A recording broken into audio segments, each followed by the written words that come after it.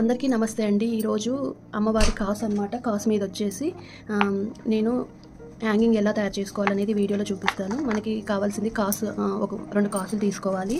Next వచ్చేసి మనము I shape violet colour glossy kundans అండి, ఐ షేప్లోవి.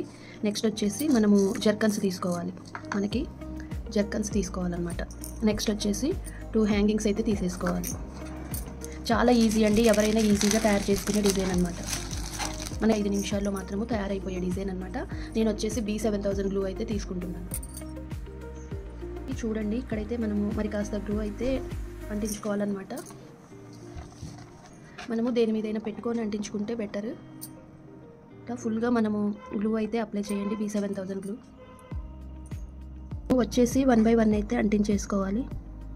ఈ ఉక్కున్న దగ్గర మనము ఇలా క్రాస్గా పెట్టేసుకుంటూ 1 by 1 అయితే పెట్టేసుకోవాలి.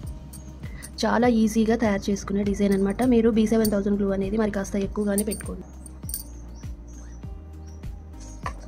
కున్నా కూడా ఫ్లవర్ ప్యాటర్న్ లాగానే వస్తుంది. నేనైతే 7 పెడుతున్నాను.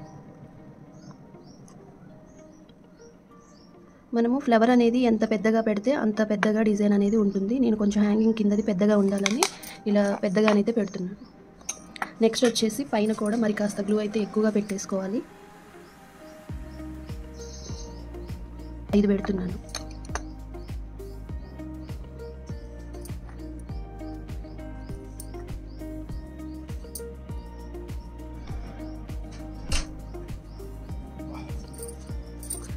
నెక్స్ట్ వచ్చేసి పైన అయితే ఒక చిన్న జర్కన్ పెట్టేసుకోవాలి.